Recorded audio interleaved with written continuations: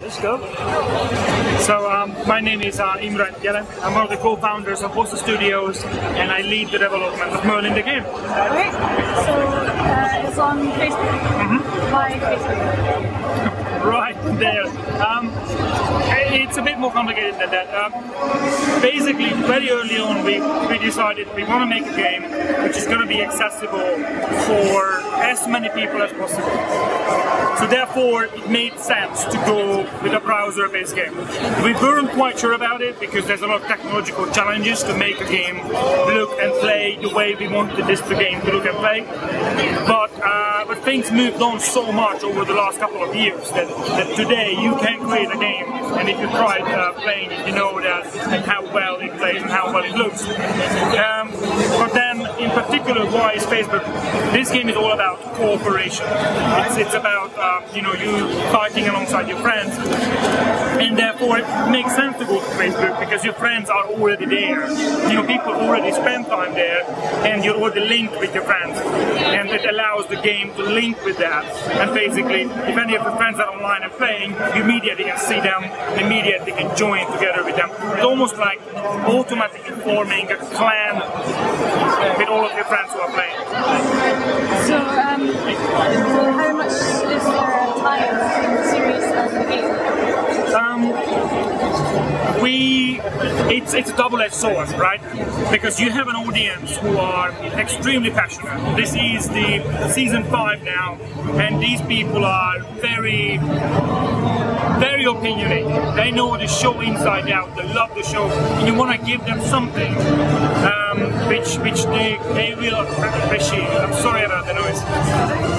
So we want to give them something, the fans, which they're going to appreciate. But at the same time, we didn't want to make a game which is exclusive only to people who saw the show. So the way we resolved it is that our first season, we call it Season A, so not to confuse with the TV show. Our Season A is set in the same universe, in the same timeline as Season 5 of the TV show, but it's a completely independent story. So basically, you're going to meet the characters from the show, Merlin, Arthur, etc., and you're gonna, work together with them. But the story itself is completely new and not something that you've seen in TV. So how do you get to talk to and work with people on the show to make sure that the game sort of follows on, like in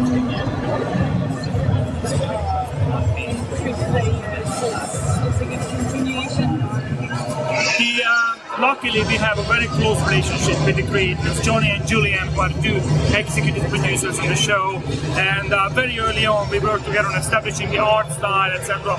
Now, luckily, they gave us a lot of freedom, so we could create our own game. We didn't have to check everything with them. So that was a very good working cooperation there. And what we intend to do is that we keep our own storylines, but equally we like to link things in.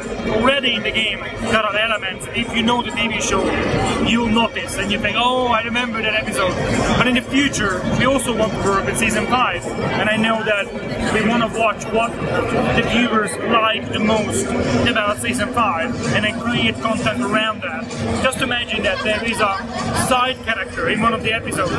We can tell what happened with that person after the episode is over. So we have a lot of freedom there.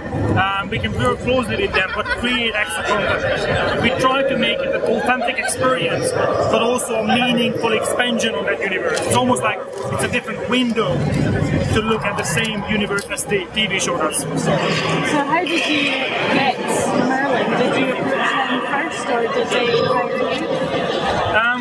What happened was actually quite funny.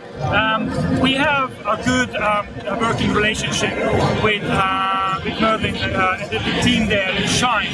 But we set out first to create a fantasy RPG without really considering Merlin. And it was quite interesting because we're thinking, oh, we wanted to do something like that. And then suddenly just occurred to us, well, wait a second, we want to do a fantasy RPG. They have this amazing brand, which is not just for the viewers, but for everyone else, because Merlin is a name recognized by everyone in the Western Hemisphere. So suddenly it just came together. It was actually initiated by us, but it was a very easy process because, as I said, we had an ongoing relationship already. How did you have a relationship? What was your relationship? business, we are part of the same group. Okay, right. So, tell us a little bit about the actual gameplay. Yes, I'm very excited about it actually. I am a huge fan of cooperative gameplay. In fact, probably all of my best, most memorable moments as a gamer were coming from cooperative gaming. That is something which is no AI can create another player, especially when you work on the same side. And you know, I'm just about to be beaten up, and just a nick of time you come and save me. There is just something to it which you cannot reproduce. And so that was a key focus for us. And because I said it's in a browser, it's very simple. You click on a link in the game, you immediately join me and fight alongside me. So that is pretty cool. And but also it's important, this cooperation, because that is important for the TV show as well. You know, the TV show is all about camaraderie, them helping each other, and I think the game represents that.